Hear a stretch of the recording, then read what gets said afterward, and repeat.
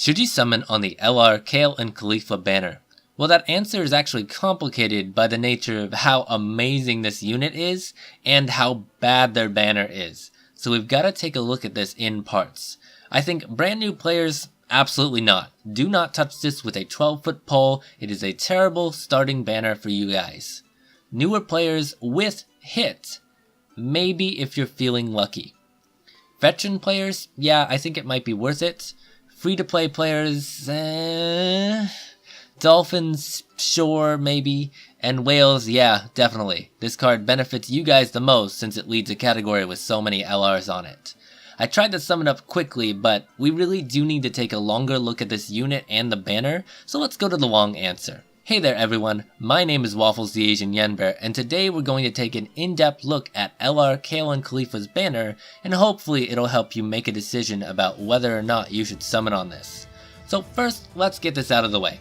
LR, Kale, and Caulifla are amazing. Easily one of, if not, the strongest LR in the game, don't at me. They lead a category filled to the brim with LRs. They have a guaranteed additional attack, up to 5 total attacks depending on hidden potential and certain conditions in their passive.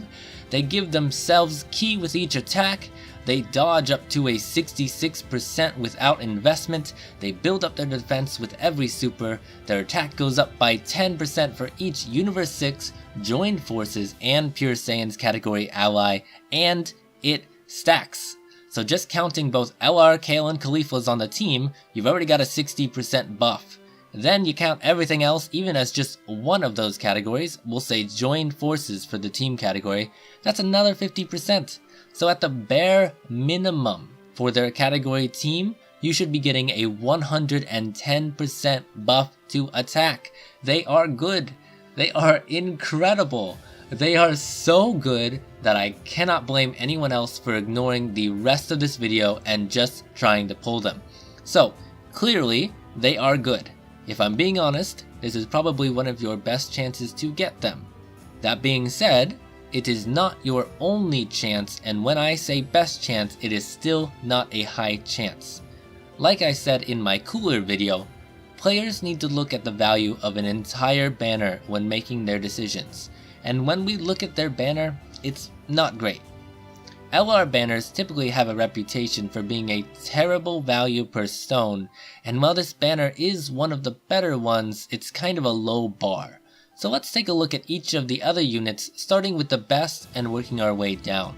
But before we do that, I would be remiss if I didn't mention that, yes, almost all the LRs are unfeatured on this banner. The only ones missing are LR Super Saiyan 4 Gogeta, or Super Saiyan 4 Goku, LR Super Saiyan 4 Vegeta, LR Vegito, and LR Gogeta, all Dokkan Fest exclusive LRs.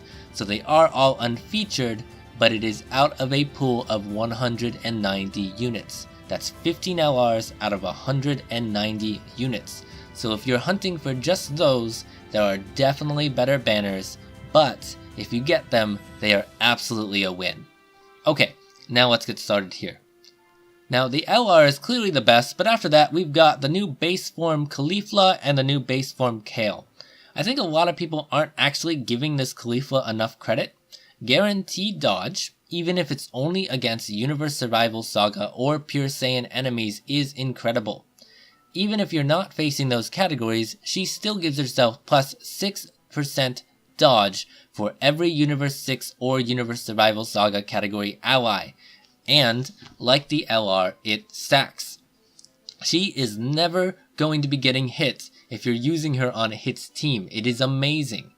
On Peppy Gals or Pure Saiyans, you can still work her in and work it so that she has a decent dodge chance, but I think that she is really going to shine on a hits team. If you compare her stats to some similar characters, you'll actually see that she has higher stats than Ribrianne, who's also on this banner. She's a Peppy Gals leader who also does not have a Dokkan Awakening yet, and she has even higher attack, although lower HP, than her AGL Caulifla counterpart. And just for fun, I also compared her to Kefla, and while there is a significant difference between their HP, their attack is pretty close. The new Caulifla is really good for a unit that doesn't have a Dokkan Awakening. I wouldn't say that she beats out many, if any, Dokkan Fest exclusives, but do not sleep on her, she is great. The new Kale is also pretty good. Stats wise, she's similar to the new Caulifla. She can launch up to 2 additional super attacks from her passive and 1 more from hidden potential. She buffs her own attack by 10% for each Universe Survival Saga or Universe 6 ally, and it also stacks. But she's in the same situation as Caulifla. She'll be a strong addition to Peppy Gals and Pure Saiyans, but she really wants to be on Hit's team. Their leader skills are nice as they're dual category leaders, but because of the low percentage, that's 80% I believe. If I look here, it should be 80%. It's 80%, yes. So because of it being so low, I don't see them used too often as good leaders.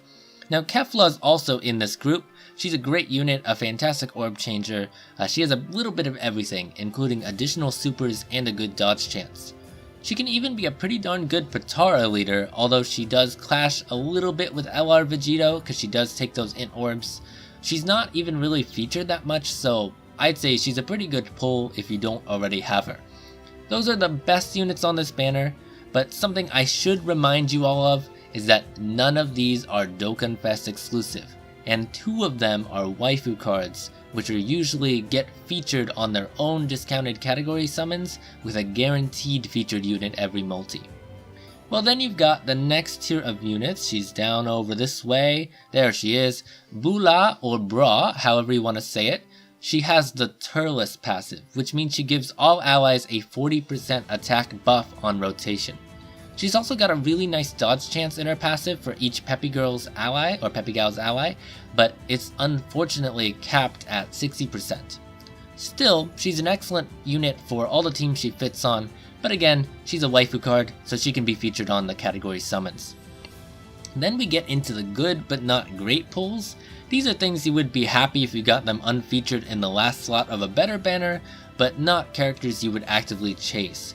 That's Old Physical Kale, AGL Caulifla, Ribrianne, Tech Android 18, and AGL Godku. They all have their uses and they're not bad cards, but again, you don't want to be chasing them. Finally, there are the bad cards on this banner, Chi-Chi and Int Hit. Some people may give me shit for saying Chi-Chi is bad. She has an okay stun chance, it's 30%, but I think she's bad because she really only fits on Kid Goku's team, so you're really only using her if you have Kid Goku.